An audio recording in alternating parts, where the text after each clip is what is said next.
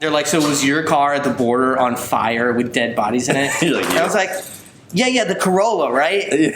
Like, that was mine, yeah. From the Denovo Realty Studios in sunny Brevard County, Florida, the most important podcast on the internet. Ladies and gentlemen, Denovo Realty Radio. Hello, everyone, and welcome to episode 7 of Tears Over Beers. We have a special edition today, the Broken and Busted edition, coming live from my house. I have a broken leg for the most part, so we have a special show for you today. Ian, how you doing? Surviving. Surviving. At best. Surviving and thriving. So today we're drinking... what are we drinking? Cigar City Brewing from Tampa. Great brewery. We're drinking Invasion. Which is... it's pretty good. In light of the invasion by all these new agents lately. That's it. And we have and also out-of-towners. Lots of special guest star who hopefully doesn't make too many appearances today. You may or may not be able to see her, but that's Rue. The queen of party foul. The world's strongest dog. Let's get it started. So Garrett. Yes. We're at your house. We are. It's hard to get around. There she is. Let's hear what you... Rue did not break my leg. Let's hear what happened to your leg there. It's my knee, and we were having a company party at my house 3 weeks ago now, January the 22nd, and Kind of remember that. it's pretty much all Rudy's fault, Flavia's husband, so thanks a lot, Rudy. It's not my fault whatsoever. But every time I see Rudy, we're making bets on things, and, I just put in the basketball hoop out front and wanted to show off my incredible dunking skills. So I said, hey, Rudy, you think I could dunk that? And he said, oh, cheers. Same rules as always. First thing of the episode. I said, you think I could dunk that? He said, no chance, $20. I said, done. Dunked it successfully for the record. I'm up $20. Raised the hoop a little bit, from 6 feet to 7 feet. and 20 more bucks. Dunked it fine, no problem. 7 feet, wow, that's impressive. 7 feet I'm at now. And one more try. Did 20 more bucks for this one. I was really concerned about being able to do this one. This one was pretty high. 7.5 feet? Yeah, 7.5 feet at this point. So I went up. You want a full 9 feet, right? This was actually, for the record, this was over 9 feet at this point. Okay. It was for the record. That's Yes. Yeah. I can. But I used regulation to, is 10, right? Regulation's 10. I was getting close to regulation. Get it. Third try. I'm ready. I'm going to jump full force. I'm in my street clothes, and I go to jump, and it didn't come off the ground. So not at all. You pulled a Tom. I pulled a Tom Segura. For all those of you know, it's pretty much the same exact story as Tom Segura without the broken arm. Yeah. And that would have been really terrible. Just as tragic. But so I landed on the ground, and I looked down at my leg, and I knew immediately that something was wrong because I bent my leg, and where was your kneecap? My kneecap was an inch or two higher than it was supposed to be, so it was just floating around there, completely detached. And I knew clean tear. Clean tear. Nice. Doctor said it was the cleanest patella tendon tear he's ever seen. So I take that in pride. Cheers to that. Congratulations. Yes. So I'm currently on crutches for now and a little while longer, unfortunately. So yeah. Cheers to that. Cheers to that. And funny story on that today. I recently purchased a rental property, and I knew from when I bought it that I had to replace some of the subfloor. I had to take 2 in a row. Dylan. Thanks, Dylan. So I had to take the kitchen out to replace the subfloor. Kitchen's out, floor's out. In the area, I wanted to check on it. So I went by and... Were you by yourself? By myself, yes. This place also has 3 steps to get into it, so... It's very impressive. We also take 20 steps up to get into your office. My office, so. Yes. So anyways, I am walking around in there, and my crutch went totally through the floor. But luckily, 3. It's freaking Sierra. My crutch went totally through the floor, but luckily for me, my bad leg caught my fall. Yeah. So there's that. So Nice. anyways, here we are. Yeah. It didn't hurt it too bad. I'm No. okay. Yeah. So you landed on your bum leg. It was my bad leg the crutch side for my bad leg went through the ground. So to catch my fall, I had to use my bad leg. Would your crutch have gone all the way to the dirt? Or was it just a little bit? It went all the way through the floor, but as soon as I realized it, obviously I put my bad leg down and caught myself. I could put a little weight on it, so it wasn't terrible. But if I wanted to go all the way through the floor, I could have definitely done that. It would have been really, if I put my leg down and then that leg went through the floor, then I'd still be stuck there right now. So, any funny injury stories for you? I actually thought of one. I was going to tell a different one, but I thought of a good one while you were talking to us. So, it wasn't a party, but it was a vacation. And I had won a Disney cruise from my old job when I used to sell insurance. And we were in the Bahamas, and we rented some of the scooters, which those are fun. So fun, and but they're also extraordinarily dangerous. Extraordinarily dangerous, which leads me to the fact that it was maybe a little damp outside, bald tires, and yardsticks at Senor Frog's. Bad combination. It was me and my two buddies. And not legal in the U.S. No, we were singing Bon Jovi's "On a Steel Horse I Ride" at the top of our lungs, and I decided this is a good time to mash it. Right, so I mashed it around a curve, and up ahead was traffic. Completely stopped. So we, you got to jam on the brakes, got a little speed wobble, hit the curb, went over the handlebars, 180'd, landed on my face on the sidewalk. I had a helmet on, just like a 3/4, like a bicycle. Yeah. Landed on my face, and then flip-flop this way, head first, into some bushes. Oh. This was in the Bahamas? In the Bahamas, yeah. So some Bahamian guy's walking down the road. He grabs me by my ankles, pulls me out of the bushes. I'm covered in dirt. Nice guy. I'm bleeding everywhere. And he pulls me out, and my buddy runs over. And they're both like motocross people, so they like know how to ride motorcycles. And I'm just an idiot. Yeah. My shoes came off. Like it was like I was going really fast. I was probably going 40. Oh, and God. He's like, "Can you move your toes? Can you move your toes?" And I was just like sitting there. I don't know what's going on. Like my head hurts. In shock. And I said, the first thing I said was, "Did it at least look cool?" It didn't. But somebody driving by in their car like threw a water bottle out the window. Wow. For me. And that's two helpful people in a row. Yeah, they're washing the dirt off my face. So I skinned both my elbows, both my knees, like really bad, ruined my clothes. I split my lip. Did the scooter survive? It survived, but not great. Yeah. I split my lip like all the way through, like my tooth went through, and I was just cut from the bushes. I had cuts. I was bleeding everywhere, but they were all packed full of dirt. So I guess that sort of stopped the bleeding. But my face and my arms and legs were leaking. Yeah. And so I had to go back to the boat and pick all the dirt out of my injuries. And they didn't have super glue, so I had to tape my lip back together. But I was so sad that Taylor and I were dating at the time, and I was so sad about like my whole situation that I paid like $30 for internet so I could like text Taylor. Like, I hurt myself. I was like black and blue. My forehead was could have gone a lot worse. I had a concussion. Like. Yeah, I mean, I definitely could have broke something and been in a hospital for the rest of my life. Walking around on crutches. I survived, but it was terrible. Yeah, good. Well, glad you're here. So, something right now we're dealing with in the real estate market is an incredibly low inventory. We're dealing with a lot of multiple offers right now. Inventory is incredibly low. Well, we got to do it anyways.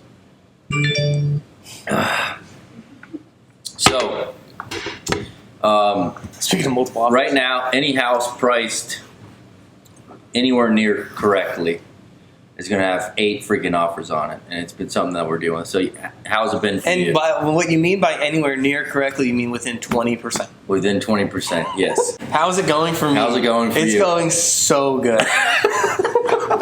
Yes, it's definitely difficult right now. I had a recent. This is a great one. This will be like my all-time like worst real estate story. I made an offer. Knock on wood, because there's going to be more. That's class. But I made an offer on a listing that it was at 3, 1.5. It was not in great shape. listed at 210, and there was no other offers on at the moment. It'd been on the market for 3 days. It was surprising. There was an offer, but they redacted it or whatever. They withdrew for something else.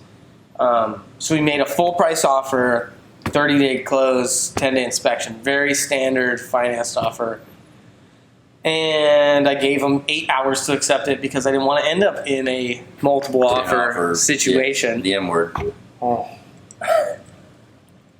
Which was Super Bowl Sunday.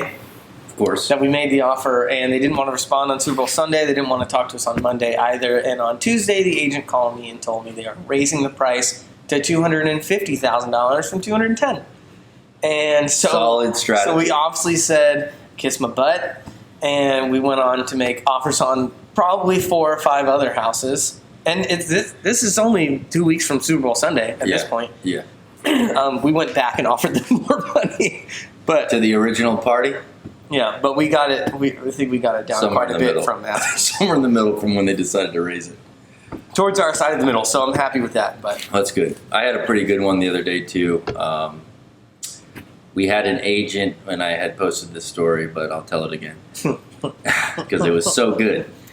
There was an agent, an out-of-town agent, which being in real estate. Broke Agent shared it, right? And Broke Agent shared it. Thank you, Broke Agent. Shout out to Broke Agent. And knowing the market right now, texted the agent, hey, do you have any offers on the property? And I shared these screenshots before. We can throw them in here again, because why not? Aliana put the timestamps, text messages, timestamps in there, all of it in there. So I texted her, I said, first I got the showing instructions, because they weren't in the showing time, which we'll talk about showing time in a minute. They weren't in showing time. She texted me back the instructions. So you'd think, hey, if I have other offers, maybe I'll mention it. Anyways, but I said, okay, thanks. Do you have any offers? She doesn't answer it.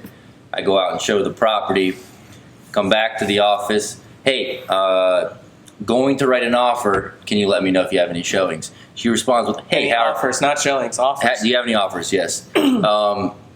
And she responds to me, hi, how are you doing?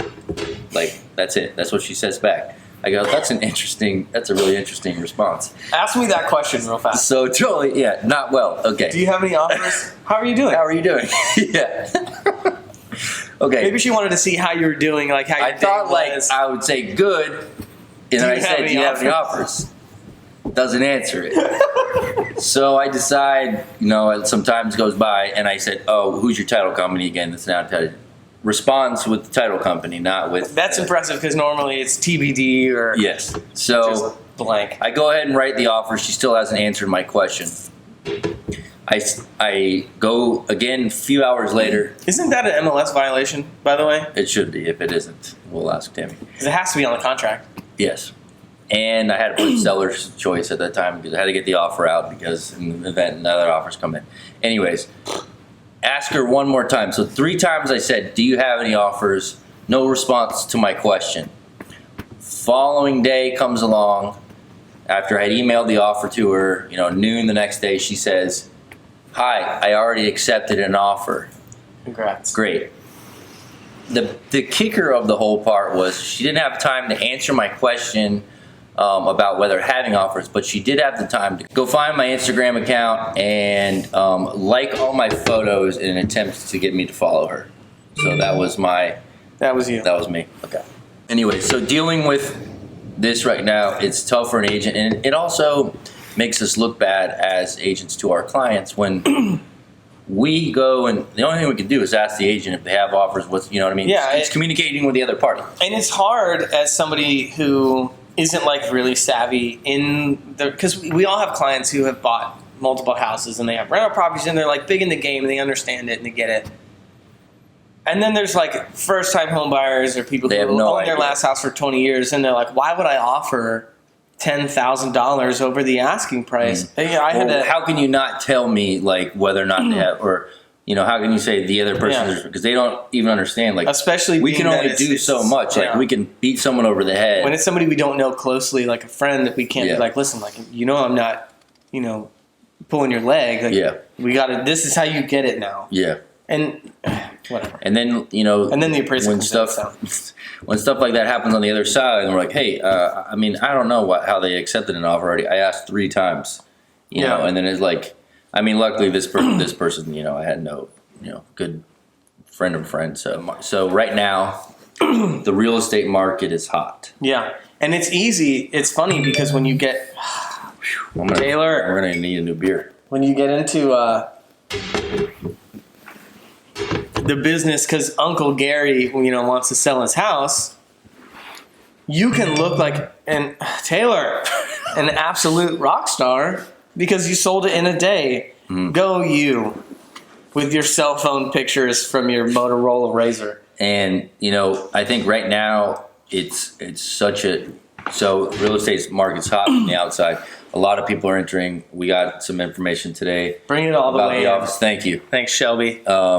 We got some information today about the number of signups of new agents was double the normal month, which is means that many people are entering the market as real estate agents. 80. Double the amount per month of usual. Yeah. So with that, they got to deal with this kind of situation that we're just talking about. If you don't know what you're doing and you're like getting warmed up, a property gets listed for 15 minutes. It already has 4 offers on it. If you're slow or you don't understand that, it's a brutal learning experience. Yeah. When people tell me, I thought about getting into real estate and then I didn't, but maybe I'll do it on the side because you could do it no, you can't. No, Nope. you can't. You can't. And you know what right you could do now on the is side? an exaggeration, even more so than ever before, with a market that things are selling this fast. If you have any, being a rookie or not knowing what to do, it makes you so much more vulnerable. A wise man once said, "Never half-ass 2 things, only whole-ass 1 thing." Ron Swanson. Incredible advice. Not related to Susan, but Incredible, it would be cool incredible if he was advice. a real person. So, on that, Challenges new agents are going to face today. All of them, but mainly speed to a listing to make the offer, because, and a lot of times it's not our fault, right? Because our clients work and we have to, work around their schedule. They don't have our schedule most of the time. speed and handling unique situations where you have if you don't have a competition in a situation, coming up with a solution is easier. If you have lots of competition, which is what we're dealing with now, coming up with the answer is even harder. Man, this is a brutal text message. Flavia. Yeah. So the market was a lot different. We entered at different times. The market was a lot different. Everything was a lot different. So what are some of the changes since you've gotten into the business now? Whether it's the market, whether it's the internet, other agents. Changes. Negotiating on your listings. Negotiations totally different now. There is even from last year. You're not negotiating offers on your listings. You're Right just now, no. every offer you make is your highest and best from the get-go. When I first started, every once in a while you get multiple offers and you call for highest and best and you give them 24 hours and then you pick. Now it's like, okay, I listed it and you have 24 hours to make your highest and best, so I'm going to pick. Yeah. If you do it right. And that's the other thing too, is the multiple offer situation isn't anything like, there's no in writing process for everyone to follow. Yeah. Which makes it the Wild West, because everyone Here, at least, handles. it's different in other areas. Yes. In our area, there's no. Everyone handles multiple offers the same way. I think they should. I handle it the same way every time, but there's nothing to say that, and so you add that, it makes it even more complicated. Yeah, I think that a smart way to do it on the seller side is, if you list it and you get offers, call highest and best with a short window, because you don't waste too much time. Deadline, notify everyone. Buyers are going to move on to something else if you don't respond fast enough too. Pick a time. Give them a short deadline, 24 hours at the most, and Give us your just highest pick and one. best, and then choose the high. You don't need to collect 10 offers and then for a week or and then just sit there and wait. It's that, and you need to also actually call for highest and best, I think. Yeah, And, I mean, you have to. That's the other thing, is like sometimes they won't even, agents won't call for it just pick one of the offers. And then it's like, okay. I like to call for it because I like to give everybody the same opportunity. And that's how it should be. And if the first person made an offer and asked me, do you have any offers? And I said no, well, then the answer to them is no. But if the fifth person to make an offer asks if I have other offers, they hear yes, which means they have a much more advantage over the person when I said no, because it changes the whole landscape of the thing. And everyone should be notified and given the same So you have to notify everybody. It's the only fair way to do it. Offers figured out. Now, if you get one offer and the next day you get zero, maybe you just talk to that person. Yep. But it's just, if we could get one process for everything. I know from when I started real estate, I mean, so much has changed. And it's fun to see it because it's like, it keeps things, you always have to keep adjusting, you have to keep learning new things. But I mean, like when I first got into real estate, 2012, 13, whatever it was like 30 to 40% of the transactions were distressed properties. And it was like REOs. Yeah, that was really crazy. Like just short sales. Showings alone, like being in all these crazy, I mean, we've seen insane so many things foreclosures, short sales, things like that. You know, to where now it's like less than 1% of our market's foreclosures. Yeah. That, I mean, online, everything has changed. This is the agent for that. Raise the price. Raise the price agent. I'm going to take it. We'll see how we do. Jesus. I think this should be the fucking phone blowing up edition. This is the how many times can your phone ring edition. That's what it's like when the market's hot. The phone goes and goes and goes. Thanks for watching the Broken and Busted Special Edition, number 7 in the books.